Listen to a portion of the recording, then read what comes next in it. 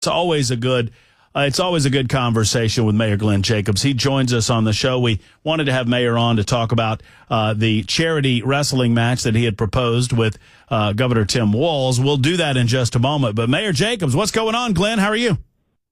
Hey, Matt, doing great. How are you? Man, I love winning. You know, it's better than losing. And today feels like a little bit of winning going on today in Washington, D.C. in the White House. What do you think?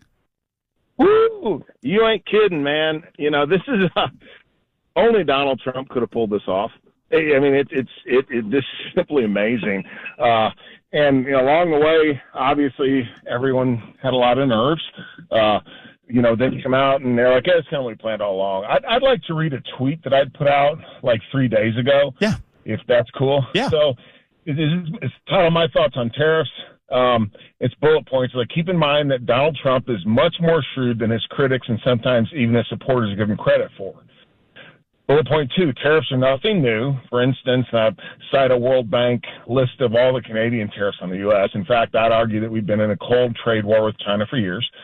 3, as an economic policy, tariffs are a terrible idea. And the reason I talk about that is they're a tax like other taxes. They do cause some issues. I would say, though, that tariffs are much less offensive than, say, the income tax. So, yes, if we can raise money through tariffs and at least lower the income tax would be great. But here's the important one. Number 4, on the other hand, Donald Trump has been masterful at using the threat of tariffs as leverage. For Trump, it goes beyond economic policy. He's a deal maker. If he can bring other countries to the table to negotiate trade deals, such as you drop your tariffs, we drop ours, we could see a series of actual free trade deals, not the bogus NAFTA, 1,700 pages of regulation, central planning, and ultimately loss of national sovereignty, free trade, but simply dropping impediments to trade such as exorbitant tariffs, resulting in a more open global market. Number 5, it's all in the execution at this point. It's going to be a wild ride, and I would say the execution was perfect. And number 6, no matter what, it's time to unleash American free market capitalism, cut taxes, slash red tape, and adopt sound money policies, just like the German Wirtschaft for wonder. It will look like a miracle to future generations. And dadgummit if that's not what he did. Well, and I mean, no, and you wrote that 3 days ago?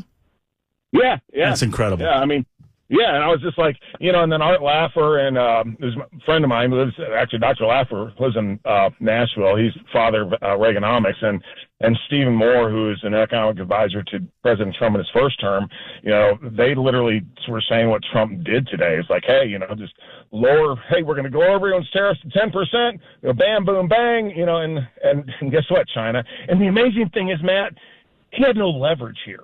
China actually had all the leverage. They own like $1 trillion in treasuries. They have gone around the world while we've been talking about how many genders there are.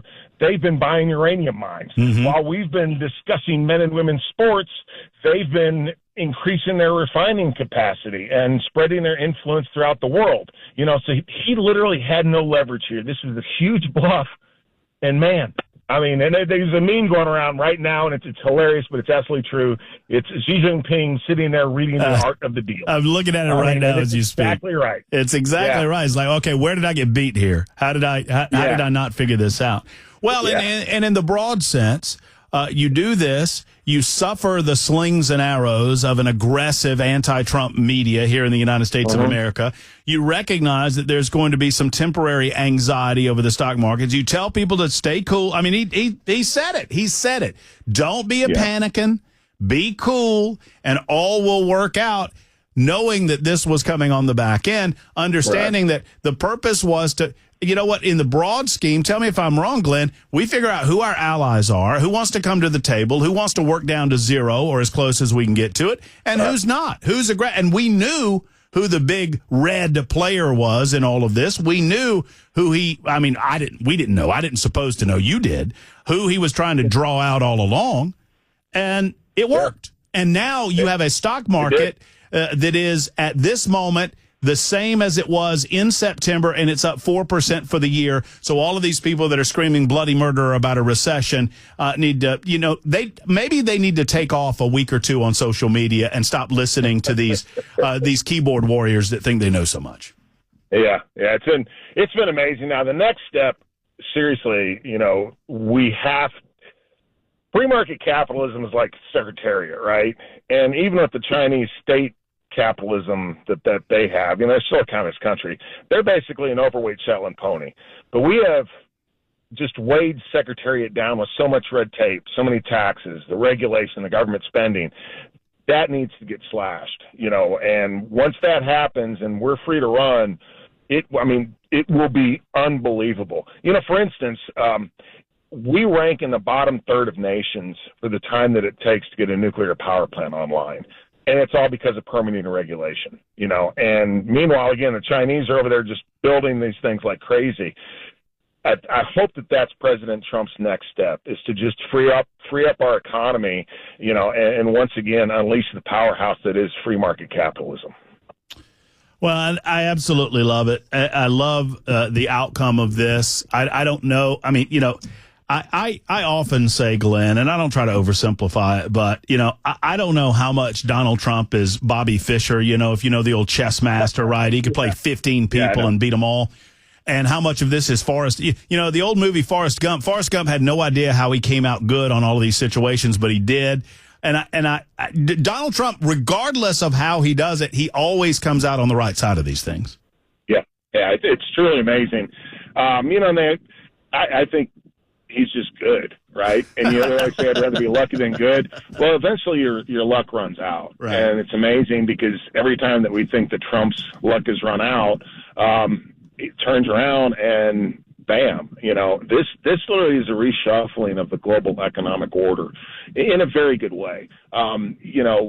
We do have to realize that China is very smart. Their central planners are a lot smarter than our central planners. And they have basically been stowing away U.S. treasuries so that they could implement a currency war, as well as spreading their influence throughout the world.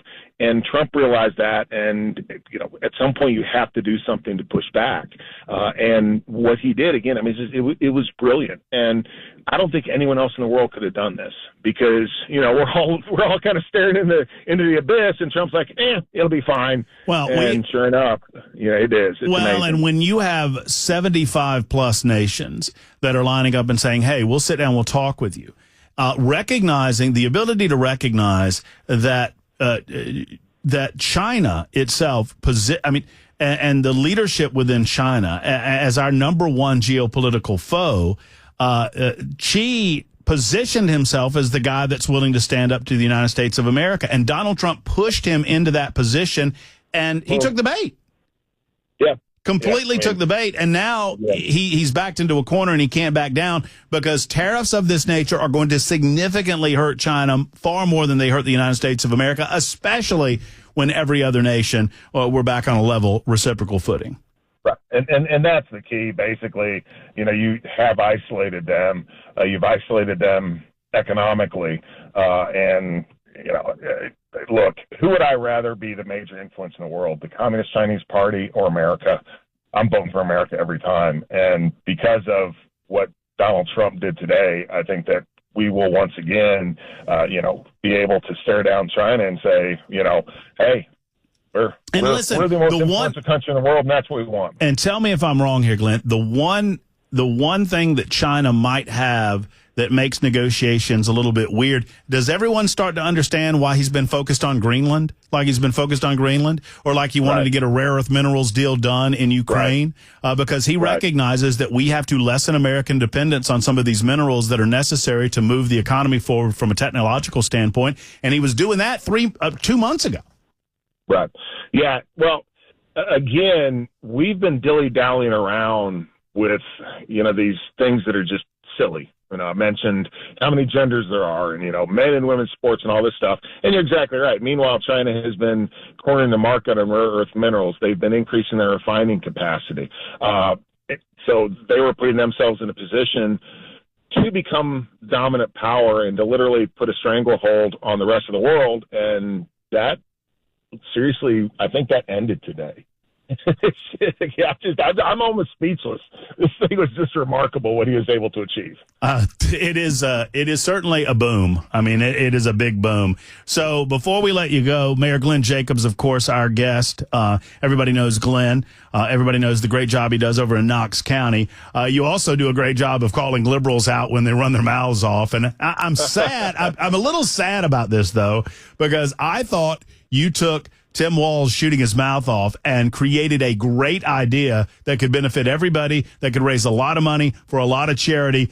Sadly, you have been met with crickets, I believe. Tell us where we are on the charity wrestling match that you proposed, and Tim Walz, and giving a lot of different monies to charity. Where are we on it? We're no further along than last time I talked to you. For some reason, he won't return my phone calls. Oh, weird. And I don't understand it. I think he might be a little scared. Well, weird. I mean, that's just... It's the choke slam, man. He doesn't want the choke slam. It's Kid Weaver, the newsreader. He said he doesn't want the choke slam, buddy. There you go. Oh, listen, you'd play nice with Timmy, wouldn't you? Yeah, no, we would have fun, and at the end of it, we'd hopefully shake hands and come away friends, even though I think he's still weird, but we'll be all right. So. Yeah, just tell him right before you slam him on the mat that, hey, remember, Tim, this is all fake. This is all fake. Well, yeah. Well, I actually have an idea for the finish of the match. And it involves interference from a federal judge, which I think is apropos. Have a judge run out in a robe with a gavel. Right, yeah. He overturns the decision of the referee. He puts a restraining order on you. He puts a stay on the judgment or something. That's awesome. Yeah, exactly right. Yeah, I thought that fit with our current environment. Well, listen, it's great to catch up. Anything else going on in your world, Glenn, we need to know about? What a great day it's been. Yeah, it has been a great day. No, man, everything is wonderful, and I'm just really happy and proud today, and look forward to the future, man. And I think with Donald Trump, once again showing his leadership and his negotiation skills, I think we are going to enter a golden age for America and the world, actually. It's going to be great. Mayor Glenn Jacobs, so good of you to catch up with us. Thank you so much. We'll talk again soon, friend. Thanks, Matt. Bye. All right, take care. There's Glenn Jacobs joining us for a few good minutes.